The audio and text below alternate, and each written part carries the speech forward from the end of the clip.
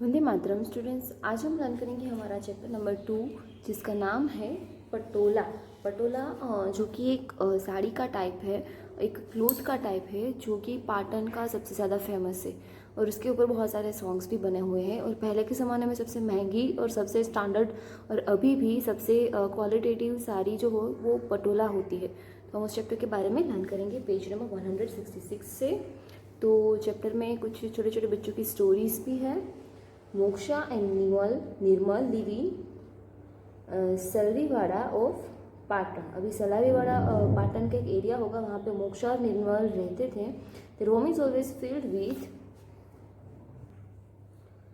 bundles of bright colored silk thread. Their mother Kokilaben and father Ashok Bhai and everyone in the family are weavers. The weaving of they do is very beautiful and special.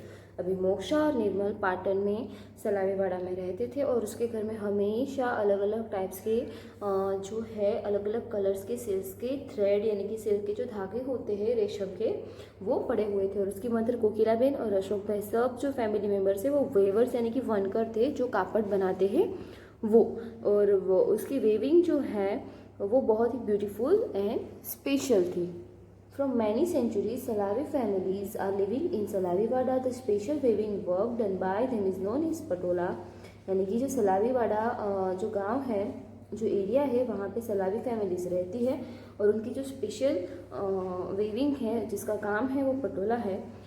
Nowadays here Patola House has established to inform India people from all over the world about the special weaving work. आज के ज़माने में जो Patola house सब लोग उसको India के और इंडिया के बाहर के भी लोग सब उसको पटोला हाउस कह के जानते हैं और वो अपने स्पेशल वेविंग वर्क के लिए पूरे इंडिया और अब्रॉड में भी फेमस है। The craftsmen who made Rani की Vav in Patan they also had use the design of patola in their work. अभी जो कारीगर थे जिन्होंने रानी की वाव बनाई है पाटन में, उन्होंने भी पटोला की डिज़ाइन वहाँ पे यूज़ की। तो poets of Gujarat have also discuss about this craft in their folk songs like छेला जीरे मारी हारू पाटन थी पटोला मोंघा लावजो। अभी आपने ये गाना सुना ही होगा, छेला जीरे मारी हारू पाटन थी पटोला मोंघा लावजो। यानी कि जो वहाँ के कारीगर है उन्होंने रानी की वाव में इसको डिस्क्राइब किया है एंड जो गुजराती पोइट्स है उन्होंने अपने फोक सॉन्ग में भी इसको ऐड किया है। Moksha and Nirmal's parents learn this art from their parents. Moksha Nirmal के मम्मी पापा ने अपने मम्मी पापा से यानी कि मोक्षा निर्मल के ग्रैंड पेरेंट्स से ये कला सीखी थी। Now moksha and Nirmal also help their parents after coming back from school and learning this art. और मोक्षा और निर्मल भी जो अपने पेरेंट्स से ये सीखते हैं जब वो स्कूल से वापस आते हैं। यहाँ पे सामने के पेज पे आपको अलग अलग टाइप्स की जो उसकी प्रोसेस है वो पूरी दी गई है कि वो पटोला उसमें से किससे बनता है, तो वो आपको ध्यान से देखनी है, ठीक है। भी यहाँ पे थ्रेड टू क्लोथ यानी कि एक धागे में से एक क्लोथ कैसे बनता है वो हमें देखना है। The threads which are use to weave patola is made from mulberry silk which is white. अभी मलबरी सिल्क में से पटोला बनता है जो कि वाइट कलर का होता है। Father brings this silk thread from outside. अभी उसके पापा जो है वो बाहर से सिल्क लेके आते थे। The thread are open and made into a grid. अभी क्रिस क्रॉस मैनर जो होता है, ग्रीड होती है यानी कि धागे को मतलब स्टैंडिंग लाइन और स्लीपिंग लाइन, ऐसे उसको आप अपने कपड़ों में देख सकते हो, ऐसे उसको मतलब गूंथना, ठीक है, उसको बुनना, इस तरीके से थ्रेड को बनाया जाता है। After the design is made on that, उसके ऊपर डिज़ाइन बनाया जाता है। Design thread is tied thereafter। अभी डिज़ाइन थ्रेड जो होता है उसको टाइप किया जाता है which is called bandhani work, इसको कहते हैं bandhani work.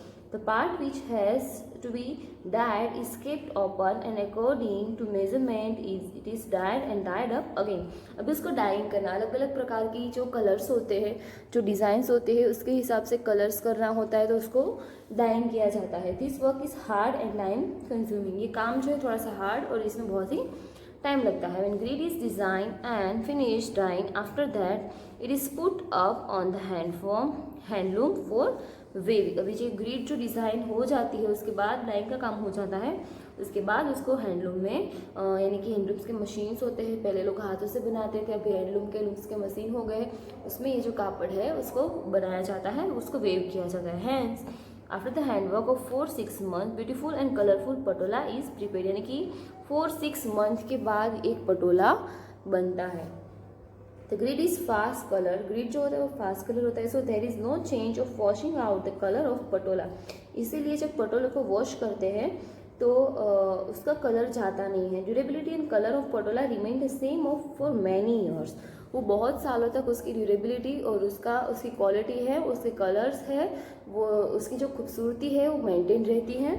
That is why it is से इन गुजराती दैट पोड़ी पटोले भट्ट फाटे पण फीटे नहीं, यानी कि पाड़ी पटोले भट्ट पटोला जो है वो कभी भी फटता नहीं है, और अगर फटे फिर भी लेकिन उसके ऊपर से कलर नहीं निकलता है। अभी नेक्स्ट पोर्शन है हैंडक्राफ्ट इज इन डेंजर, यानी कि जो हैंडक्राफ्ट यानी कि हाथों से जो काम किया जाता है, भरत गुथन जो होते हैं ना, जो कॉटेज इंडस्ट्री में पहले के ज़माने में जब सिलाई मशीन नहीं थे तो लोग हाथों से कपड़ों की गुथाई का काम किया करते थे। तो अभी जब सिलाई मशीन आ गई तो सबको अपना काम हार्ड एंड फास्ट चाहिए, टेक्नोलॉजी वाला, तो हैंडक्राफ्ट जो है उसकी डिमांड कम हो गई। तो इसके बारे में हम लर्न करेंगे। In the preparation of patola, care and patience are required for skill of weaving, designing and dyeing। अभी पटोला बनाने के लिए, उसकी प्रिपरेशन के लिए उसकी स्किल है वेविंग, डिज़ाइनिंग और डाइंग, वो बहुत ही उसमें बहुत ही पेशेंस चाहिए होता है। It is hard work of many days, वो बहुत दिनों तक का हार्ड वर्क होता है। Mulberry silk and colours are very costly, mulberry silk और उसके जो कलर होते हैं क्वालिटेटिव वो बहुत ही महंगे होते हैं। So patola are sold at very high cost, patola जो है वो बहुत ही महंगे सोल्ड किए जाते हैं। Earlier there were 700 families connected with this handicraft, but now only 3 families are trying to keep this handicraft alive. पहले के ज़माने में बहुत समय पहले 700 से जितनी फैमिली जो है वो पटोला बनाने के लिए काम करती थी, घर पे बनाते थे। लेकिन अभी सब लोग टेक्नोलॉजी की वजह से मैंने आगे, जैसे अब हमने पहले लर्न किया कि टेक्नोलॉजी है, मशीनरीज आ गई है, तो पटोला में ओनली 3 फैमिलीज अपने घर पे उसको बनाती हैं। Many people have left this occupation, बहुत सारे लोगों ने ये काम जो है वो छोड़ दिया। Patola handicraft is not only the pride of Patan but it is dignity and pride of Gujarat and India, यानी कि पटोला जो है सिर्फ पाटन का गौरव नहीं लेकिन गुजरात का और हमारे भारत का भी गौरव है। Patola is precious and unique identity of इंसान heritage and Indian culture, patola जो है हमारे इंडियन संस्कृति और वारसे का एक बहुत ही बड़ी उसकी पहचान है। It is going to be vanished, for what we have to give good price of patola and help the कसबीज, otherwise this precious art will be vanish. अभी ये जो है काम वो लुप्त होता जा रहा है क्योंकि मशीनरीज आ गई है। इसीलिए हमें क्या करना है, जो कस्बीज जो होते हैं वो जो पटोला बनाते हैं उसको हमें जो मुंह मांगे दाम होते हैं उसको देने होते हैं और उसको लुप्त होने से बचाना होता है और उसको अच्छे से अच्छी प्राइस देनी पड़ती है। क्योंकि अभी क्या होता है, मशीनरीज में बनाते हैं तो वो बहुत ही सस्ते मिलते हैं और पहले के ज़माने में थोड़े से महंगे होते थे क्योंकि वो सारे चार्जेस और उसका जो लेबर चार्ज होता है, मजदूरी होती है, वो लोग घर पे 6 मंथ में एक पटोला बनता है, इतना टाइम लगता है, तो बहुत टाइम लगता है, इसलिए उसकी प्राइस भी ज़्यादा होती है। लेकिन वो वर्क एकदम हमारे बहुत ही लाइक पुराना, मतलब हेरिटेज हमें दिखाए ऐसा होता है, वो एकदम ओरिजिनल वर्क होता है जितना मशीनरी में हमें देखने को नहीं मिलता है। तो इसलिए हमें उनकी रिस्पेक्ट करके उसके पास से परचेज करके और उसकी जो हमारे इंडियन हेरिटेज है उसको मेंटेन करना चाहिए। अभी डिस्कस का portion, will Moksha and Nirmal be able to teach their children this beautiful art. अभी मोक्षा और निर्मल जो अभी बहुत छोटे हैं तो उसके पेरेंट्स ये काम कर रहे हैं तो अपने माँ बाप से सीखते हैं। अभी जैसे जैसे टाइम जाएगा मोक्षा और निर्मल आपकी तरह पढ़ते हैं तो ऐसा ज़रूरी नहीं कि वो ये काम करेंगे। हाँ, अगर ये काम वो मेंटेन रखे तो उसकी फैमिली के लिए, हम सबके लिए बहुत ही अच्छा है। लेकिन उसके चांसेस बहुत कम रहते हैं कि वो आगे जाके अपने बच्चों को ये दिखा पाए और ये आर्ट सिखा पाए, क्योंकि ये ज़रूरी नहीं कि वो यही काम आगे जाके करते रहे।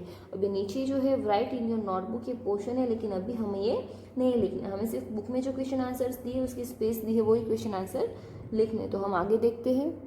अभी नेक्स्ट जो पोर्शन है वो है find out and write, talk to blacksmith, carpenter and porter about the nature of their work, यानी कि ब्लैक स्मिथ, कारपेंटर और पोर्टर जो है उसको अपने उनके काम के बारे में पूछना है। तो आपके अराउंड कोई ऐसा हो तो आप किसी एक पर्सन को उसके काम के बारे में पूछ के यहाँ पे लिख सकते हो। नेक्स्ट है where did they learn to do their work, वो अपना काम कहाँ से सीखे होंगे, तो definitely they learn they work at home itself from their elders, वो अपने घर पे खुद से या तो फिर अपने बड़ों से सीखे होंगे। तो नेक्स्ट क्वेश्चन है जिसमें बहुत ही स्पेस चाहिए होती है, तो आप यहाँ पे ऊपर लिख सकते हो what else did they need to learn to be able to do this work, यानी कि उसको क्या ऐसा हुआ होगा कि लाइक उसको ये काम करने की ज़रूरत पड़ी। First of all they had to learn how to operate the bellows, pick up the sell hammer, work with the anvil and hammer. They also had to learn how to give various shapes to iron, how much heat the iron should be given and how to beat into the required shape। यहाँ पे मैंने किसी एक profession के बारे में लिखा है, मैंने अपने तरीके से आगे जो फर्स्ट क्वेश्चन दिया है उसके ऊपर से सारे क्वेश्चन हैं। तो यहाँ पे जो मैंने लिखा है डाइजेस्ट के हिसाब से, जैसे कि लाइक पहले क्या करते हैं वो कि पहले तो वो सीखते हैं कि उनको कैसे शेप करना है। तो पहले स्लेज हैमर लेते हैं, उसके बाद एनविल एंड हैमर से, और उसको ना वो सीखते हैं और उसको अलग अलग शेप कैसे देते हैं। सबसे पहले आयरन को शेप देने के लिए उसको क्या करना होता है, उसको गर्म करना होता है। उसके बाद उसको उसकी बीट के हिसाब से, उसकी साइज के हिसाब से उसको शेप देने की ज़रूरत पड़ती है। नेक्स्ट क्वेश्चन है have they taught this work to anybody in their family or to anyone else? Yes, they have taught this work to their children, कि क्या ये काम जो है वो अपने फैमिली में किसी को या तो फिर आजू बाजू में किसी को सिखाएंगे, तो ये ऑब्वियसली वो अपने बच्चों को ये काम सिखाएंगे। अभी यहाँ पे नीचे हमें एक टेबल दिया है जिसमें जैसे कि मोक्षा एंड निर्मल के पेरेंट्स हैं और वो अपने बड़ों से कुछ काम सीखे हैं क्लॉथ वेविंग का। तो इस तरीके से बाकी सारा काम कौन किससे सीखे हैं, तो भाई मैंने यहाँ पे मेरे आजू बाजू से सीख के लिखा है। तो भाई आप अगर कुछ लिखना चाहते हो, आपके पेरेंट्स कुछ अलग काम करते हो और वो उन्होंने कहाँ से सीखा है, तो आप यहाँ पे लिख सकते हो। ठीक है, कुकिंग का भाई सुजाता एंड मनहर भाई जो कि from there mother and grand mother यानी कि नानी से सीखे हैं। साइकिल रिपेयरिंग है करशन भाई जो कि from one of his cousin से सीखे हैं। ड्राइविंग बस है जितेंद्र भाई जो कि from driving school. Shaving and embroidery Nirmala Devi जो कि फ्रॉम हर एल्डर्स। इसके बाद है सिंगिंग लता मंगेशकर जिन्होंने अपने फादर से सीखा तो फ्रॉम हर फादर। उसके बाद है मेकिंग शूज सुरेश भाई जो कि अपने फादर और अंकल से सीखा है from his father and uncle.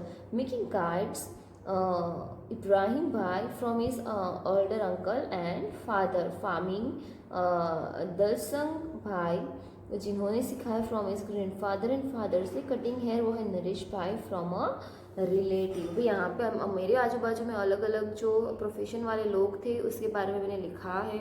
तो आप भी अपने आजू बाजू में कोई हो तो उसको पूछ के यहाँ पे लिख सकते हैं। आप अपने पेरेंट्स को पूछ के भी यहाँ पे लिख सकते हो। तो यहाँ पे हमारा चैप्टर फिनिश होता है। तो आपको ये चैप्टर अच्छे से लर्न करना है। और पाटन के पटोले अगर आप देखना चाहो तो आप अपने इंटरनेट से भी देख सकते हो। ठीक है, वंदे मातरम।